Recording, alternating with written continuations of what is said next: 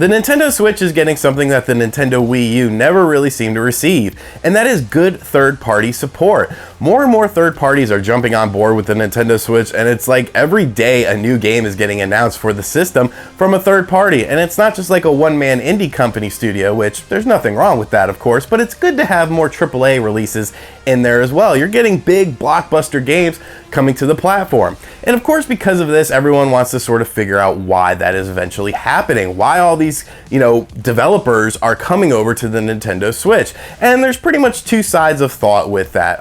Two of my friends made videos on this subject very recently. The first being ReviewTechUSA, who has one interesting sort of vision as to why this is happening, and then DrTre81, who has sort of a different one. And I just kind of wanted to look at both of their points and kind of try to find some middle ground and give my opinion as to why I think the third-party companies are coming to the Nintendo Switch. Because I don't necessarily think they're both wrong, but I think that there's things you could take from both of their arguments, add in a few more things, and then come up with the conclusive evidence. So basically I'm right and they're wrong, I guess. Whatever, just start the video.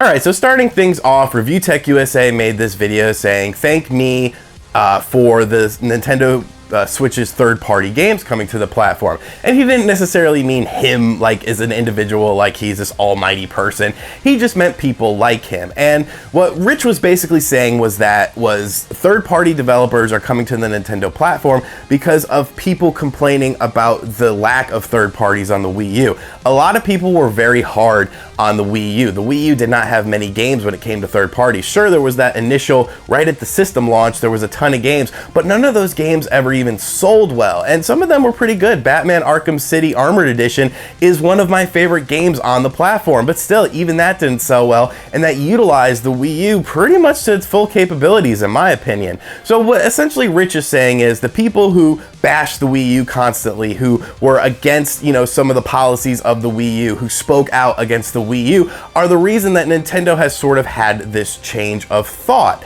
And DrTre has a completely different opinion. DrTre thinks that it has nothing to do with that. It's more so what happened with the initial launch of the Switch, with people hyping up the system, with people being excited about the system, with people going out there and buying the system day one and continually purchasing the system. The system is flying off shelves. It is a rousing success thus far for Nintendo. So he feels that it's sort of this initial push of interest in the console after the failure of the Wii U, when trust in Nintendo should probably be pretty low when it comes to the home console market with the Wii U fiasco. But Nintendo fans went out there, purchased this system, and then ended up with a system that they fell in love with and wanted games for it. So we have to look at both sides of the coin here, both of their opinions, and then I'm going to give my thoughts on it.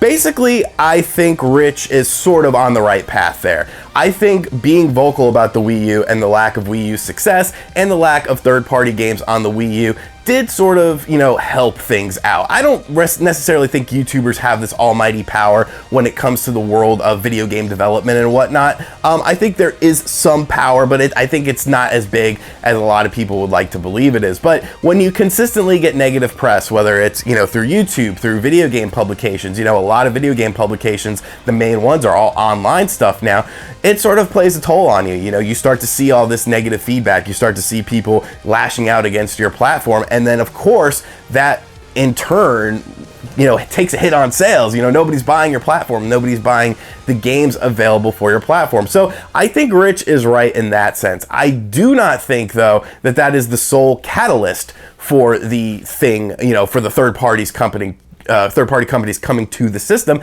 because there is no one sole catalyst. And if you had to pick one, it's going to be what I say in just a little bit. But I think Rich makes some good points. On the other hand, DrTre, once again, let's just go on a little sidebar here. DrTre is a very good YouTuber. I used to think he was a Nintendo fanboy. Sorry, Trey, it's true. But he actually does very good analysis. He actually has some decent sources as well. He's been the first to, sort of leak a lot of things. So, Doc Trey, you might have had a negative connotation about him, but if you like Nintendo analysis and stuff like that, and occasionally, a rumor that's actually legit, go check out Doc Trey. He's like a couple hundred subs from 7,000. He's been doing this for a long time. And you think I have a catchy theme song? Good Lord. I use that man's theme song in my daily talks with people. Like, I'll see a friend, I'll be like, oh, what it do, bruh?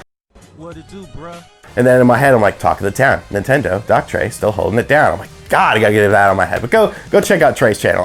I think Trey is right in a certain sense as well, because you had a huge surge when the Nintendo Switch came out. People were going out in droves. People are still going out in droves and buying everything for the platform, whether it's games, whether it's hardware, whether it's accessories. So many companies are seeing success on the platform. But was that initial push the reason for these third-party companies?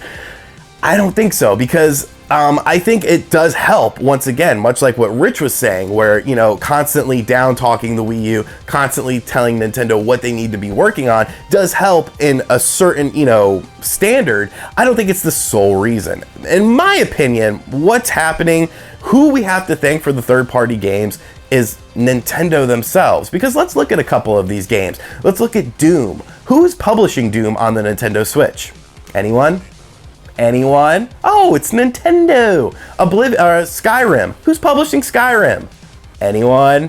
Come on, you know the answer. Once again, Nintendo. Nintendo is actually being very active in going out and getting these third-party games on their platform. They're not just simply sitting back. They realize that this is sort of a thing they need to be doing. And I think it's sort of a change in, the presidency of Nintendo. Iwata was a great individual, but I feel like maybe some people didn't want to, basically counter what Iwata was saying, or maybe give him a different advice, because you had to put trust in Iwata.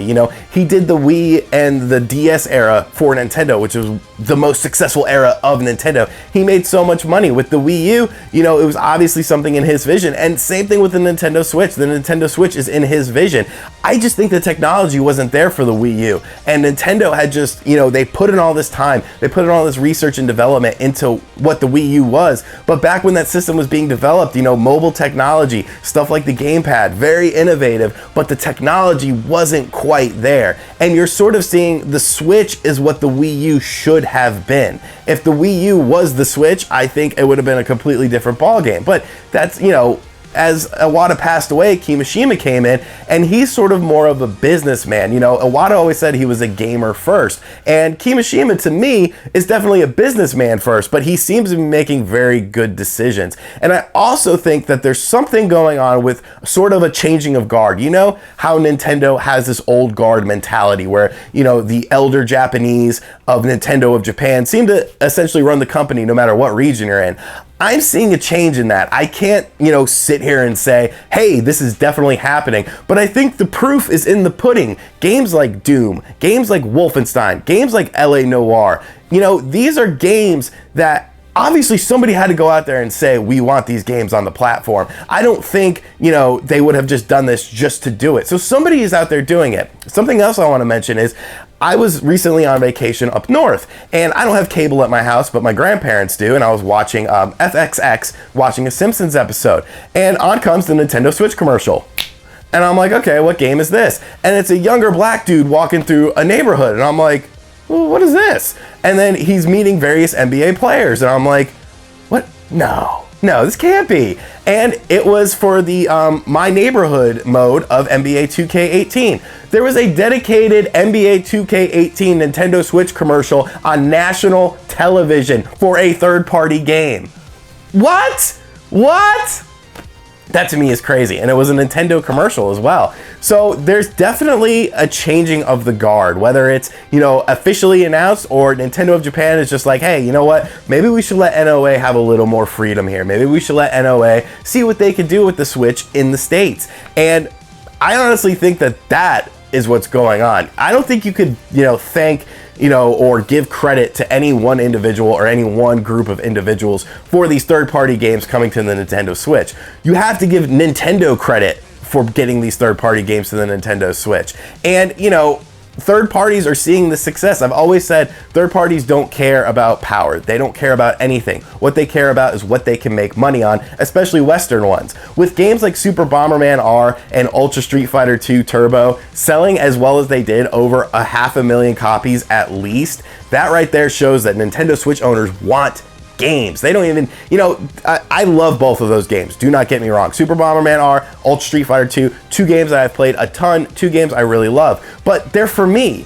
They're for guys like you know, retro gamers who remember these old franchises, remember these old IPs, and want to revisit it. It doesn't do anything to, you know, break the mold. It doesn't do anything to make these games unique or, you know, necessarily updated for 2017. They're just sort of classic games with a new coat of paint and, you know, the same fun stuff you love. Those games should not have sold as well as they did, but they did. So I really think at the end of the day, you have to thank Nintendo for the Nintendo Switch getting all these third-party games, because they're the ones going out there and doing it. They're the ones that are courting these third parties to come to the platform. It's been an amazing, you know, 8 months or whatever it's been since the Nintendo Switch launch. You're seeing more third-party games than you saw on the entire life cycle of the Wii U. So I don't think ReviewTech's wrong. I don't think DrTre is wrong. I just think I'm right, or something like that. Anyways, make sure you go check out ReviewTechUSA. I'm sure a lot of you guys are subscribed to him. And make sure you guys check out DrTre81. I'll put links to both of their channels in the description, along with I'll put the video links for them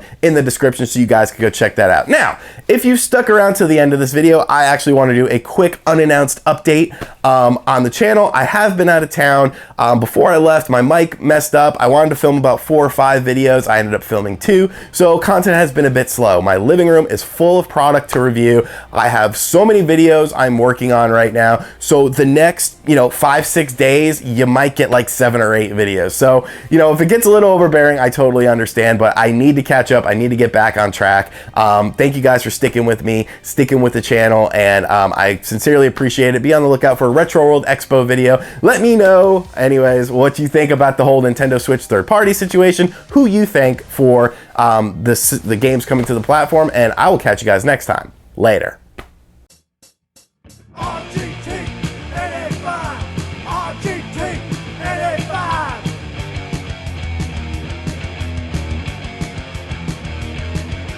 RGT 85.